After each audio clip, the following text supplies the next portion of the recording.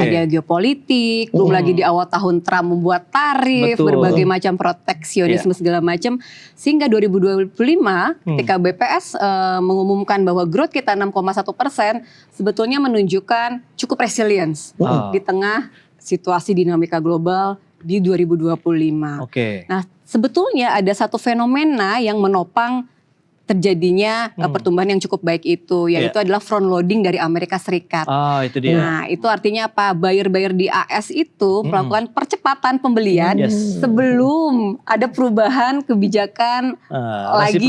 Trump kan suka tiba-tiba ya. Betul. Jadi ketika waktu diumumkan efektif per 1 Agustus ya, kalau nggak salah itu semua sudah front loading di depan.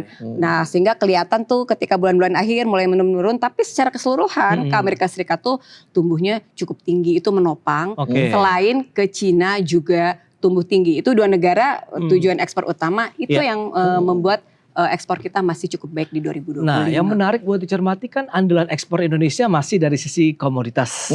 Nah, kita tahu kemarin udah ada bonus harga yang melonjak ya tahun 2024, kemudian 2025 sudah mulai cenderung stabil. Nah, ini Anda melihat seperti apa? Apakah masih menjadi andalan? Masih bisa kita perkuat lagi begitu kalau bicara andalan komoditas kita begitu untuk ekspor? Kalau kita melihat komposisi ekspor Indonesia nih, mungkin Mas Pras atau Mas Momo melihat bahwa masih industri pengolahan nih yang menjadi penopangnya ya. Nah, tapi kalau kita rinci lagi, itu di ekspor tuh ada kode HS code. Nah, HS code itu kalau kita rinci sampai 4 digit, terus kita urutkan 10 besarnya, itu memang terkonsentrasi ke beberapa barang input untuk mendukung industri negara tujuan ekspor. Nah, contoh yang tumbuh cukup baik di 2025 itu seperti ferronikel, nickel matte, pakai mobil EV. Nah, sekarang untuk kendaraan listrik yang sedang booming di Tiongkok, bahan bakunya itu. Kemudian ini kita bicara di luar minyak kelapa sawit dan batu bara yang mereka sudah hampir mungkin 20% sendiri untuk ekspor Indonesia ya. Nah, nanti kita akan balik ke situ. Nah, kemudian juga kita punya ekspor perhiasan yang kemarin juga melonjak. Terus fatty acid, mungkin fatty acid itu bahan baku untuk industri seperti farmasi, pengolahan makanan, untuk bersihan sabun, deterjen, semua juga membutuhkan itu, sehingga ya itu cukup menopang dari sisi industri pengolahan. Dan yang menarik adalah alas kaki. Alas kaki walaupun gak masuk 10 besar, tapi permintaannya ke Amerika Serikat cukup baik. Dan stabil stabil. Nah, itu kan konteksnya tidak kalau tadi bicara harga, mungkin yang akan kita lihat adalah minyak kelapa sawit dan batu bara. Nah, batu bara karena terjadi oversupply, kemudian ada situasi transisi energi dan sebagainya, harganya turun sehingga yang cukup menekan ekspor kita ya batu bara. Kalau sawit masih cukup bagus. Nah, kalau misalkan kita lihat tadi kan menarik tuh, berarti kita punya banyak peluang kan dari alas kaki, entah mungkin dari pabrik industri EV sendiri. Nah, kira-kira ada dari Indonesia sendiri ada pergeseran sektoral nggak yang untuk misalkan untuk ekspor kita gitu? Untuk ekspor, mungkin sebelum kita masuk ke Indonesia, kita lihat dulu landscape globalnya seperti apa sih. Nah, sekarang mungkin Mas Momo atau Mas Pras lihat tuh negara-negara itu lagi nyari mineral kritis, rare earth gitu ya. Kayaknya itu lagi dibicarakan. Kenapa berebut gitu. Nah, sebetulnya itu adalah pergeseran yang terjadi di global. Nah, sekarang kebijakan global itu mencoba memiliki rantai pasok yang aman, kemudian juga lebih sustainable, juga bersertifikasi. Nah, kenapa tadi saya sebutkan aman yang pertama kali? Ini sebenarnya pergeserannya udah lama sih. Dari zaman COVID. Waktu COVID itu kan ada disrupsi rantai pasok. Kita kan nggak boleh kemana-mana kan.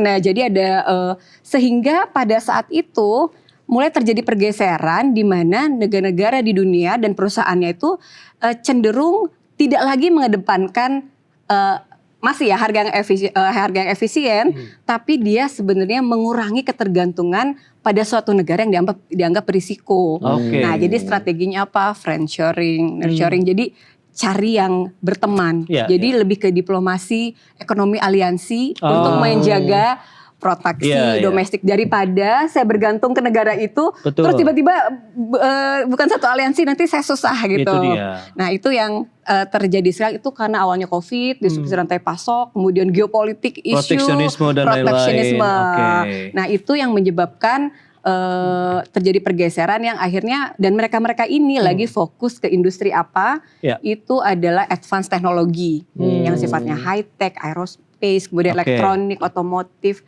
yang dual use product juga bisa buat industri pertahanan. Meskipun pada saat itu waktu COVID itu perdagangan agak menurun ya. Betul, Tapi itu jadi ada- pembelajaran tuh. Iya. Akhirnya terjadi pergeseran. Nah sekarang ke arah situ produknya apa sih yang dibutuhkan kayak semikonduktor Iya. dan lain-lainnya ya, drone Betul. aerospace seperti itu, solar panel. Iya. Itu akhirnya apa? Semua komponen untuk industri itu bahan bakunya dari mana? Dari critical mineral tadi Yes. sama rare earth. Akhirnya semua negara berusaha untuk memiliki itu. Indonesia Seperti- sendiri nah. posisinya bagaimana? Nah, itu. Baru kita masuk ke Indonesia nih. Kalau konteksnya ke Indonesia, Iya. mineral kritis kita udah pasti punya. Betul. Yang rare earth masih dikaji, tapi beberapa penelitian bilang ini cukup menjanjikan dan harus dieksplor lagi. Nah, tapi artinya adalah harusnya kita punya posisi yang strategis dong. Betul. Kita punya kan. Iya. Artinya si mineral kritis dan rare earth ini bisa menjadi aset kita jangka panjang nih untuk membangun industri kita semakin upgrade lah ya, semakin Iya. upgrade kemudian untuk jangka panjang. Jadi posisi strategis kita cukup baik untuk konteks ini.